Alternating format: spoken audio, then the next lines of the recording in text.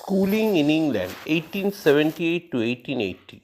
In early October 1878, Tagore traveled to England with the intention of becoming a barrister.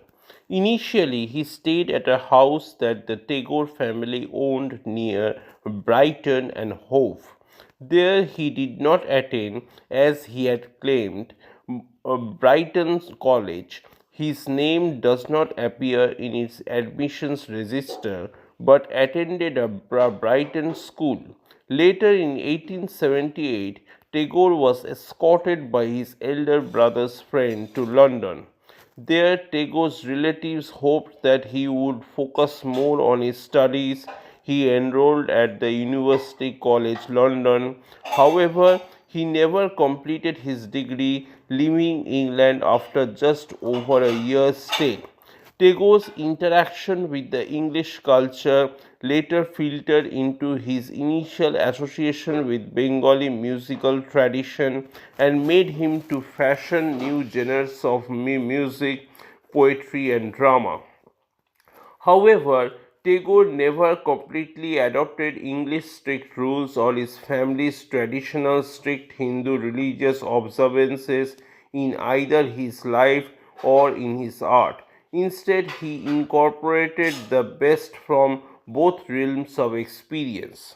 At Shilaidaho, Tagore married Mrinalini Devi on 9th December 1883 and had five children with her, two sons Rothindranath Tagore and Shomindranath, and three daughters Madhuri Lata, Renuka, and Meera. All but one of them died before reaching full adulthood. But by this time, he had already made a mark in the literary arena with several works, including a long poem set in Maithili style pioneered by Vidyapati, which he jokingly claimed was that of a lost 17th century Vaishnava poet called Bhanusina. Compilations such as Sondha Sangit 1882, which includes the famous poem Nirjharer Swapnabhanga, The Cry of the Waterfall, also strengthened his position a great deal. On returning to Bengal in 1890, Tagore took to managing his family estates at Shilaidaho in Kushtia, now in Bangladesh. Tagore, who was then known as Jomindar Babu, was joined by his wife and children in 1898. He was quite popular among the tenants for his generous nature and collected mostly token annual rents from the villagers and their blessings. It was during this decade, while authoring several other works, that Tagore invented a new genre of Bengali writing, the short story. The period of 1891 and 1895 is called Tagore's Sadhana period, named after one of his magazines, and was among his most prolific between 1891 to 1901. Tagore wrote around 59 short stories which dealt with a wide range of Bengali lifestyles and were laden with satiric and emotional appeal. These include Sonatori 1894, Chitra 1896, Kotha o Kahini 1900. His essays, poems, plays of the time also touched on village life. Shantiniketan 1901 to 1932. Tagore left Shilaidaho in 1901 and moved to Shantiniketan, West Bengal, to start an ashram, which grew to include a prayer hall which was called the Mandir. It was an experimental school with groups of trees, gardens, and library. Tagore's wife and two of his children died here. After her father's death on 19 January 1905, Tagore started receiving monthly payments which were part of his inheritance. His earnings include income from the Maharaja of Tripura's sale of his family's jewelry, his seaside bungalow in Puri, and mediocre royalties from his works. His works garnered him a huge readership among Bengali and for foreigners readers alike. He published such works as Noivedya 1901 and Khea 1906 while translating his poems into free verse.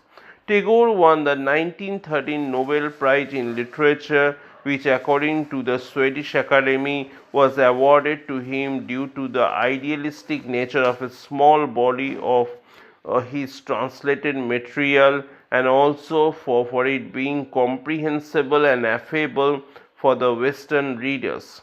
These also included the 1912 Gitanjali song offerings. He was the first Asian to be so honored. Overnight, he was famous and began touring all over the world to deliver lectures and promoting inner cultural harmony and understanding. In 1915, he was knighted by the British King George V. In 1921, Tagore and the agricultural economist Leonard Elmhurst set up the Institute for Rural Reconstruction, which Tagore later renamed Sriniketan in Shurul, a village near the ashram at Shantiniketan. Through it, Tagore sought to provide an alternative to Gandhi's Swaraj movements, which he denounced. He recruited scholars, donors, and officials from many countries to help the institute use schooling to free villagers from the shackles of helplessness and ignorance by vitalizing knowledge.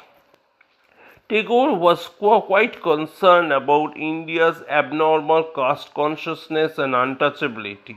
In the early 1930s, he began lecturing on its evils, wrote poems and dramas with untouchable protagonists. He also appealed to the authorities at Kerala's Guru temple to admit the Dalits.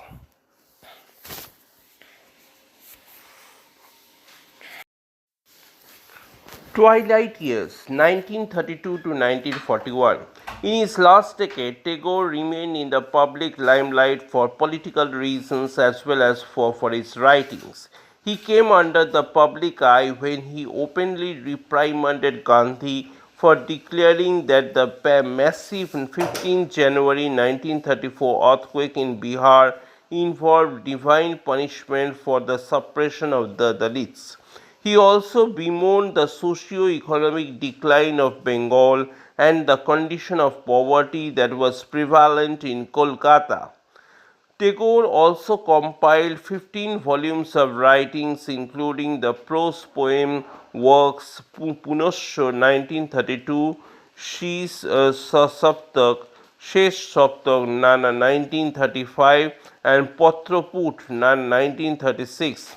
He continued experimenting by developing prose songs and dance dramas, including Chitrangada 1914, Shama 1939, Chandalika 1938, and wrote the novels Duibo 1933, Maloncho 1934, and Charodhai 1934. Tagore's interest in science in his last years is evident in the Vishwa Porichaya, a collection of essays. He surveyed the worlds of biology, physics, astronomy, while his poetry and which contained extensive naturalism, further emphasized his respect for scientific news.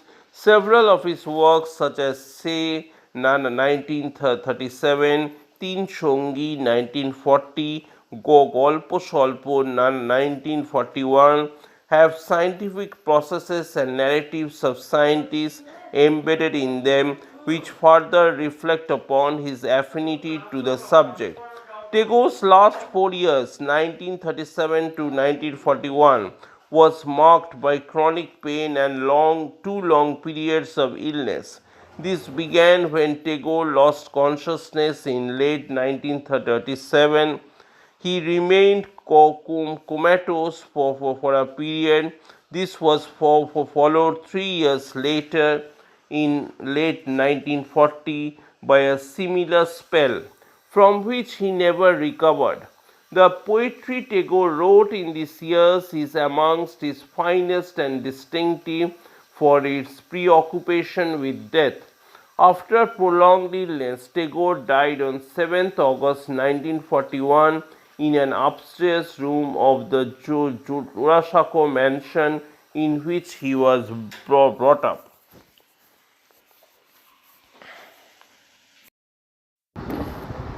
ধ্যান জপের অভ্যাস সবসময় সব জায়গায় সব অবস্থাতেই করা যেতে পারে। ধ্যান সিদ্ধ পুরুষরা তাদের মনকে ভিতরে গুটিয়ে নিয়ে লোকের হট্টগোলের মধ্যেও এমন নির্জনতা অনুভব করেন যে কিছুতেই তাদের একাগ্রতা ব্যাঘাত ঘটাতে পারে না। তারা সুখে দুঃখে, সম্পদে বিপদে, নিন্দা স্তুতিতে সমভাবে অবস্থিতি করে। তাদের গীতায় স্থিতধি ব্রহ্মজ্ঞ পুরুষ বলা হয়েছে।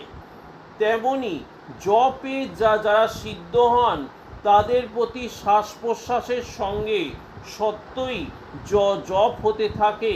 চেষ্টা করে করতে হয় না, তাদের অজপা জপ বলে। অভ্যাস বশে জপ মন দৃঢ় হওয়ার ফলে তাদের এমন অবস্থা হয় যে তারা বাইরে কথাবার্তা বা কাজকর্ম নিয়ে থাকলেও তাদের অন্তরে ইষ্টমন্ত্র অনবরত ধ্বনিত হতে থাকে।